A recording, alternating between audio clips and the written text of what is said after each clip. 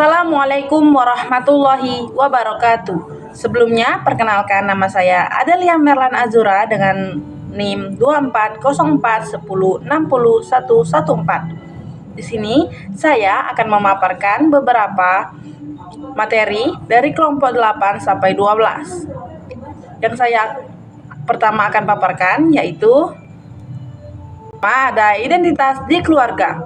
Keluarga, khususnya orang tua, adalah faktor utama dalam pembentukan identitas seseorang. Dan ada beberapa aspek identitas yang ditanamkan di keluarga. Yang pertama, seperti di budaya, biasanya orang tua menggunakan bahasa daerah atau mengenalkan makanan serta permainan tradisional kepada anak-anaknya. Yang kedua, melalui suku, biasanya anak akan mewarisi suku dari ibu atau ayahnya. Dan yang ketiga, dari bahasa, yaitu penggunaan bahasa yang selalu disampaikan setiap hari, maka akan membuat mereka memiliki identitas ketika mereka menggunakan bahasa tradisional mereka. Dan yang keempat adalah menanamkan ibadah dan nilai norma melalui contoh orang tuanya. Yang kedua, ada identitas di sekolah dan teman sebaya. Jadi, sekolah itu adalah arena untuk mengembangkan identitas sosial teman sebaya yang memiliki usia atau status yang berperan penting dalam membentuk rasa sosial anak. Aspek-aspek identitas itu meliputi seperti budaya, yaitu sikap peduli, toleransi, dan kerjasama melalui pendidikan multikultural. Kalau sukunya, yaitu mengenalkan keberagaman suku tanpa diskriminasi. Melalui bahasa, yaitu menghargai keberagaman bahasa atau logat dan saling belajar.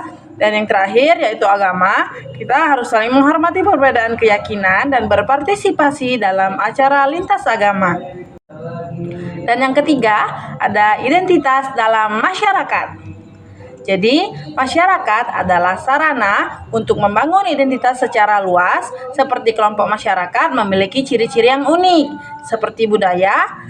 Ciri-ciri yang membedakan satu kelompok dengan kelompok lainnya, seperti misalkan dalam satu kelompok mereka menggunakan bahasa Jawa dan satu kelompok lagi menggunakan bahasa Minang. Sedangkan dalam suku, itu biasanya ditentukan oleh garis keturunan, bahasa atau adat yang mereka gunakan. Dan yang ketiga ada bahasa. Bahasa itu seperti bahasa daerah sebagai penanda budaya dan bahasa Indonesia sebagai bahasa persatuan. Dan yang terakhir ada agama, yaitu memberikan nilai norma, membentuk komunitas, dan mempengaruhi perilaku sehari-hari.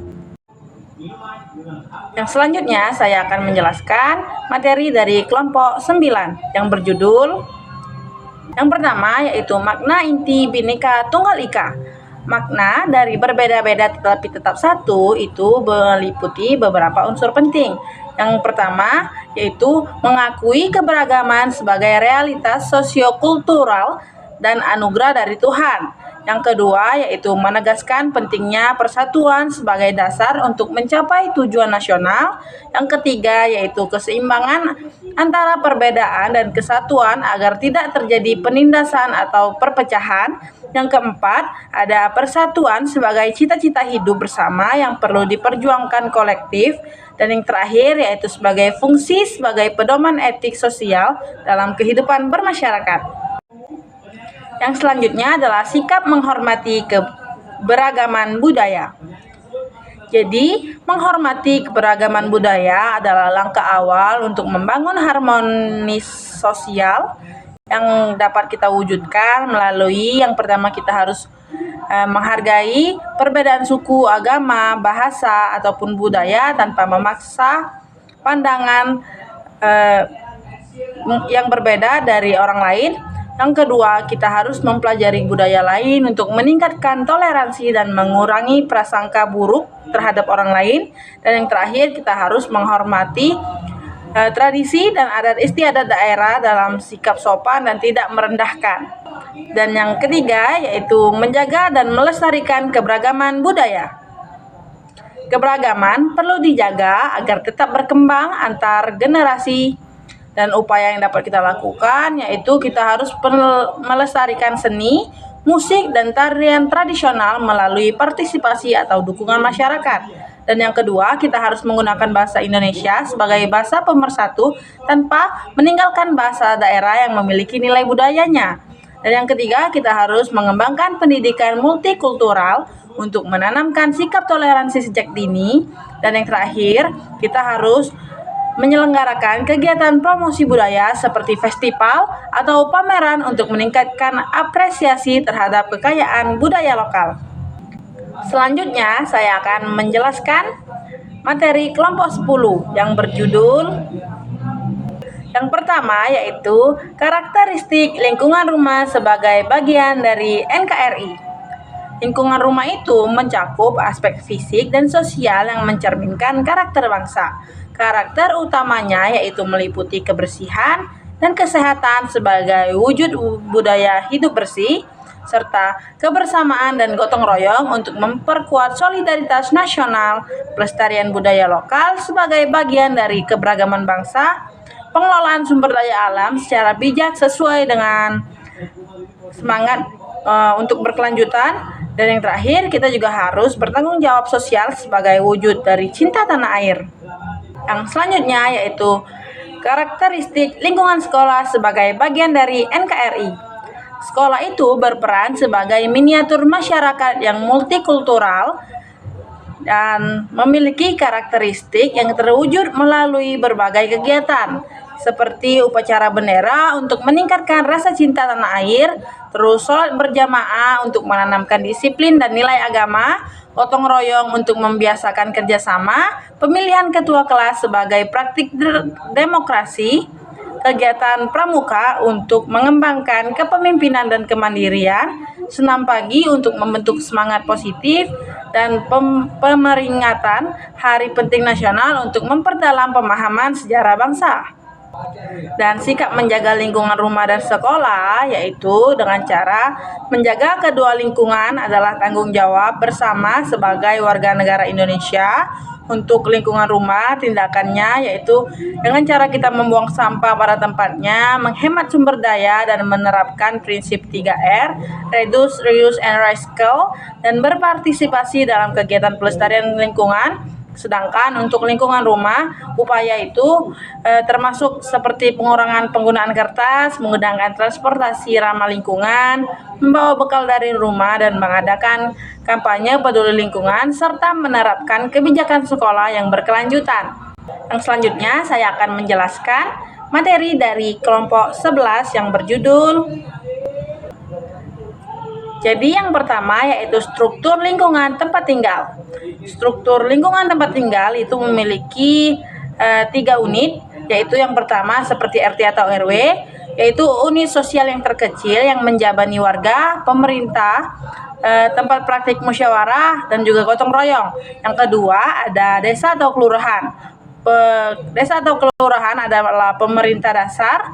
Desa memiliki otonomi yang luas berdasarkan Undang-Undang Desa 2014 dengan dana desa dan demokrasi lokal, sedangkan kelurahan sebagai perangkat administrasi perkotaan. Dan yang ketiga ada kecamatan. Kecamatan yaitu penghubung kabupaten atau kota dengan desa atau kelurahan untuk menjalankan tugas sebagai pelayan publik, koordinasi, dan juga mediasi konflik. Dan yang selanjutnya yaitu kerjasama dalam keberagaman. Kerjasama dalam keberagaman adalah kekayaan nasional yang ditopang oleh semboyan Bhinneka Tunggal Ika, kerjasama lintas suku, agama, dan budaya, membangun kepercayaan sosial, memperkuat modal sosial, dan meningkatkan ketahanan nasional. Contohnya terlihat dalam gotong royong dan kerjasama saat bencana. Pemerintah juga mendukung melalui program kerukunan, sedangkan teknologi dapat digunakan untuk memperluas kolaborasi.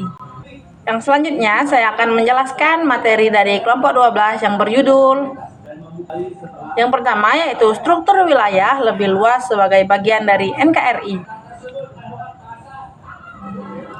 Struktur wilayah NKRI berdasarkan Undang-Undang 1945 Pasal 18 dan Undang-Undang Nomor 23 Tahun 2014 dibagi menjadi 2 tingkatan yang hierarkis. Yang pertama yaitu provinsi. provinsi adalah sebagai tingkat 1 yang berperan sebagai penghubung pusat dan kabupaten dan kota yang mengelola urusan lintasan wilayah seperti infrastruktur dan sumber daya alam, serta menjalankan tugas pembantuan dari pusat yang dipimpin oleh gubernur bersama DPRD provinsi. Dan yang kedua ada kabupaten atau kota, yaitu sebagai tingkat 2, yaitu untuk menjadi ujung tombak pelayanan publik langsung kepada masyarakat dengan kewenangan otonom luas yang dibagi menjadi urusan wajib pelayanan dasar seperti pendidikan dan kesehatan, dan wajib non-pelayanan dasar seperti tenaga kerja, lingkungan, dan juga urusan pilihan seperti pariwisata atau pertanian yang dipimpin oleh bupati atau wali kota bersama DPRD kabupaten atau kota. Yang selanjutnya adalah perilaku gotong royong sebagai wujud bela negara. Gotong royong adalah kerjasama tanpa pamrih untuk kepentingan bersama atau kepentingan umum yang telah menjadi watak khas bangsa Indonesia dan terkandung dalam nilai-nilai Pancasila, khususnya sila ketiga. Bela negara sendiri adalah tekad, sikap, dan tindakan warga negara untuk menjaga kemerdekaan, kedaulatan, dan persatuan NKRI. Gotong royong meliputi beberapa wujud nyata dalam bela negara, karena yang pertama untuk meningkatkan keberagaman suku, agama, dan budaya menjadi satu kekuatan kolektif. Yang kedua yaitu untuk menghindari individualisme dan konflik sehingga masyarakat merasa memiliki tanggung jawab bersama. Dan yang ketiga yaitu berasal dari tradisi lokal dan telah ada sejak perjuangan kemerdekaan. Mungkin sekian dari saya tutup. Wassalamualaikum warahmatullahi wabarakatuh.